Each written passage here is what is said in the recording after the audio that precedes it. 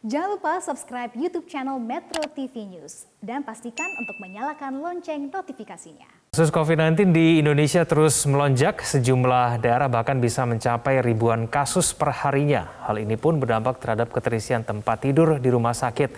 Untuk membahasnya kita sudah terhubung dengan Wakil Menteri Kesehatan Republik Indonesia, Dante Saxono Harbuwono. Pak Dante, selamat siang. Selamat siang Mas Kevin. Baik, salam sehat Pak Dante. Pak Dante, secara nasional kondisi tingkat keterisian tempat tidur di rumah sakit kita seperti apa dan apakah memang betul Pak Wamen bahwa mayoritas yang dirawat itu gejalanya ringan ataupun bahkan tidak ada gejalanya?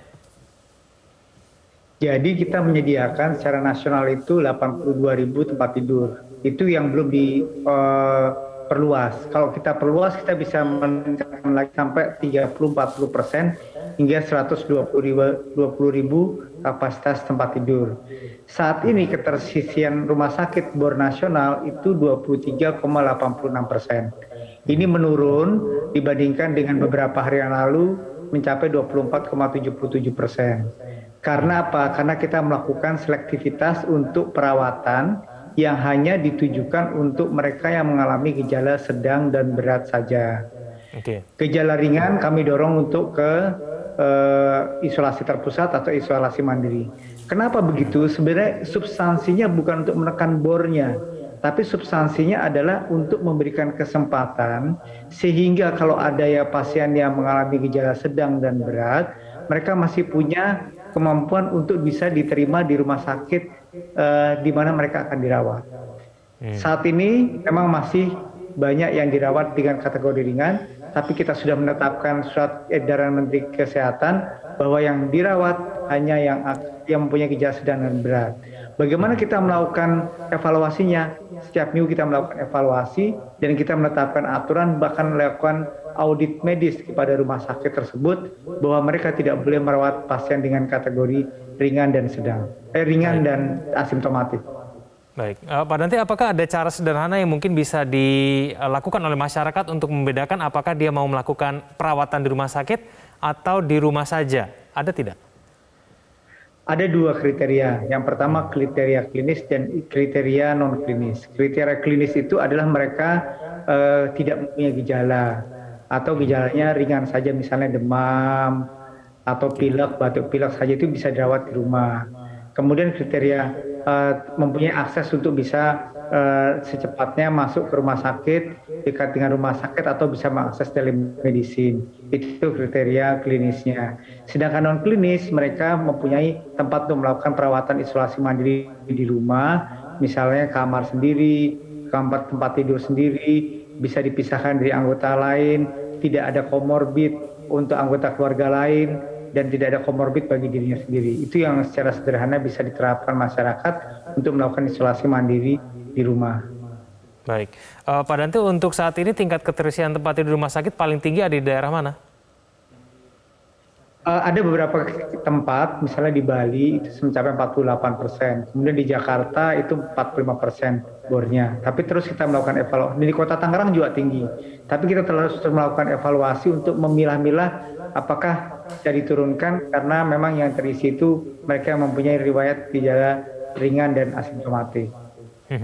Baik, Pak Wamen, ini untuk mengakses telemedicine yang kemudian dianjurkan oleh pemerintah, ada sejumlah daerah yang mungkin belum terjangkau dengan telemedicine ini. Ini solusinya untuk daerah-daerah yang mungkin penyebaran kasus COVID-19-nya tinggi tapi kemudian tidak bisa mengakses telemedicine, itu bagaimana, Pak Dante? Sekarang memang telemedicine baru terbatas pada beberapa kota besar, tapi akan kita perluas ke seluruh Jawa dan Bali yang merupakan yang nantinya sesuai dengan pergerakan epicentrumnya. Untuk ketersediaan obat dan bagi telemedicine yang disediakan secara gratis ini masih sangat mencukupi, sehingga ini memang akan kita perluas ke Jawa, aglomerasi Jawa dan Bali. Baik. Pak Dante, ini antisipasinya dengan melihat tren peningkatan kasus COVID-19 yang diperkirakan akan terus meningkat ya. Ini antisipasi terhadap pihak rumah sakitnya seperti apa? Apakah memang rumah sakit kita sudah siap, Pak Dante, untuk menerima lonjakan kasus pasien COVID-19? Ya, untungnya karakteristik dari Omikron ini menunjukkan gejala yang ringan, tidak seberat varian Delta, sehingga kita memprediksi bahwa keterisian rumah sakit itu tidak sebesar Delta. Kita anggap sebagai keterisian rumah sakit itu akan berkisar antara 5-8% dari kasus total yang ada di dalam populasi. Sehingga kita melakukan berbagai macam persiapan jauh-jauh hari sebelumnya. Misalnya kapasitas tempat tidur sudah ditingkatkan, ketersediaan relawan-relawan sudah mulai dimobilisasi, kemudian cadangan oksigen sudah mulai diantisipasi, dan berbagai macam persiapan untuk menambah kapasitas bor di rumah sakit. Baik. Pak Dante, apakah memang pasien-pasien yang mungkin menunjukkan gejala berat ini memang pasien-pasien yang memiliki komorbid dan belum divaksin?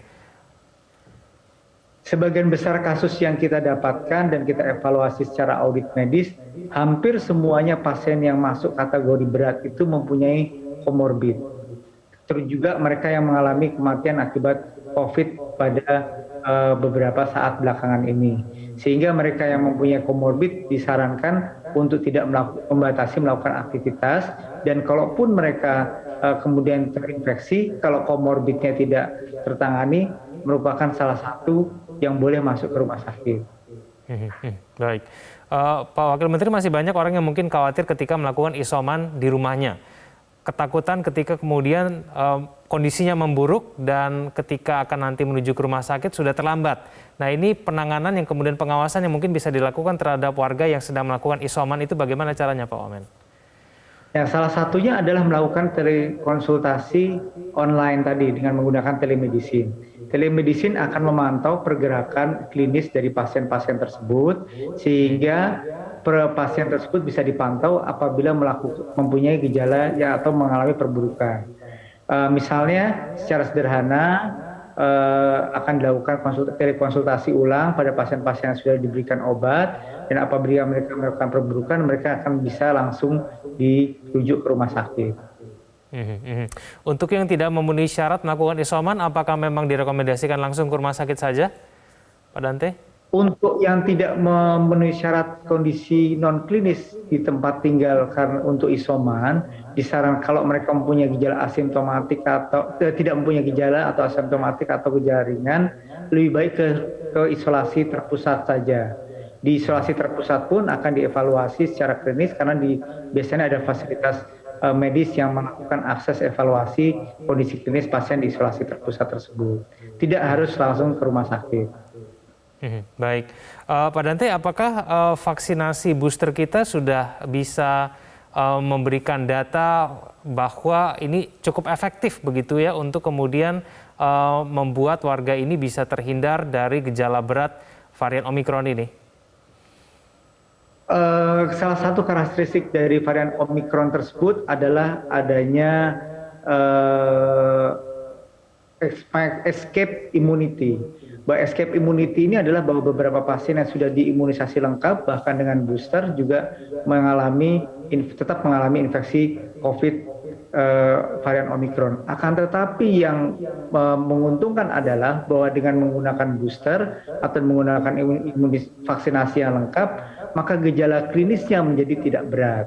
Karena itu kita tetap menganjurkan untuk melakukan vaksinasi booster supaya nanti kalau misalnya terinfeksi COVID varian Omikron tidak mengalami gejala yang lebih berat dibandingkan yang tidak divaksinasi booster. Baik.